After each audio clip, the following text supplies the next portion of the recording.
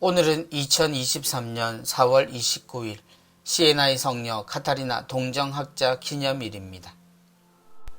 성부와 성자와 성령의 이름으로 아멘. 요한이 전한 거룩한 복음입니다. 그때 예수님의 제자들 가운데 많은 사람이 말하였다.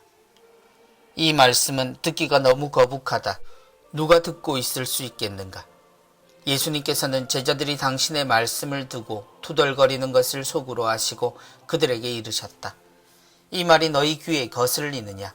사람의 아들이 전에 있던 곳으로 올라가는 것을 보게 되면 어떻게 하겠느냐? 영은 생명을 준다. 그러나 육은 아무 쓸모가 없다. 내가 너희에게 한 말은 영이며 생명이다. 그러나 너희 가운데에는 믿지 않는 자들이 있다.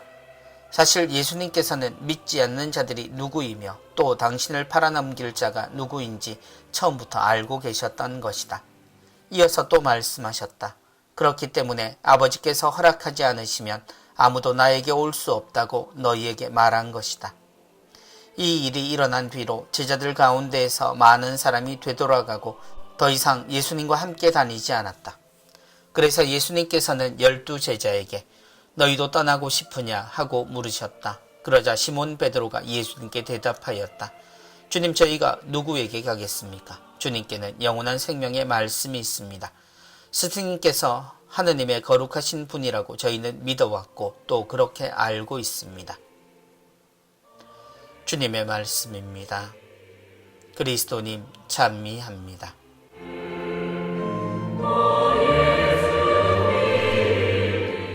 이 말씀은 듣기가 너무 거북하다. 누가 듣고 있을 수 있겠는가? 신자들에게 냉담이라는 표현은 낯설지 않습니다. 자신이 경험했거나 혹은 자신 주변에 냉담 중인 사람들을 하나 둘쯤은 알고 있기 때문입니다. 우리나라의 사람들 중 몇 프로가 신자인가 하는 이야기는 늘 등장하지만 냉담하는 비율을 생각하면 생각보다 훨씬 적은 사람들이 성당에 나온다는 것은 모두가 아는 내용입니다. 오늘은 냉담자들 중 한 부분에 대한 이야기를 나누어 보고자 합니다. 이 말씀은 듣기가 너무 거북하다. 천주교가 사회인들에게 선호를 받는 종교인 건 분명하지만 그 이유는 그리 반가운 것만은 아닙니다. 엄숙하고 거룩하다는 천주교의 오래된 이미지는 이제 뭘 해도 괜찮은 종교가 주된 이유가 되었고 또 억지로 권하지 않는다는 오래된 이미지 덕입니다. 물론 국회의원 등의 높은 도덕성을 원하는 이들에게는 선호되는 종교인 것도 맞지만 그것은 이미지에 가까운 이유입니다. 보통의 사람들에게 교회를 떠난 이유를 물어보는 것은 참 어렵습니다.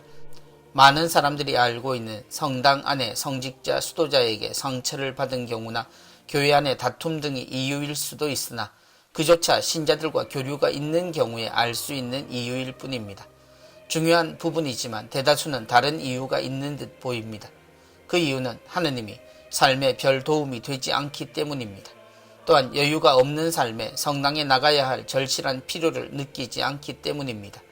세상은 돈 있는 사람이 더욱 돈을 벌고 힘 있는 사람이 성공하기 쉬운 그리고 대물림이 되는 세상에 하느님의 말씀대로 사는 것이 어떤 의미인지 묻지 않을 수 없는 세상입니다. 그 속에 서로 사랑하며 살라는 주님의 말씀은 그야말로 듣기가 너무 거북한 말씀입니다. 사람들은 말합니다. 사정이 괜찮아지면 나가겠습니다. 라고 말입니다. 그리고 또 말합니다. 성당에 나가지 않아도 하느님은 잊지 않고 있고 하느님은 내 곁에 계신다 라고 말입니다. 맞는 말이지만 그 말이 하느님과 함께 산다는 말은 아닙니다. 이 일이 일어난 뒤에 제자들 가운데에서 많은 사람이 되돌아가고 더 이상 예수님과 함께 다니지 않았다. 마치 그리스도를 따르다 그만둔 이들이 돌아선 상태에도 하느님 백성이었던 것처럼 말입니다. 그러나 주님은 우리가 당신과 함께 당신처럼 살아야 한다는 가르침을 거두지 않으셨습니다. 편법이 더욱 성공하는 세상이지만 우리는 바른 가르침과 바른 삶으로 교회의 진정한 모습을 주님 앞에 갖추어야 합니다. 다 바뀌었는데 주님만 제자리라고 탓할 수는 없지 않습니까? 이 변화가 주님의 뜻이 아닌데도 말입니다. 성부와 성자와 성령의 이름으로 아멘.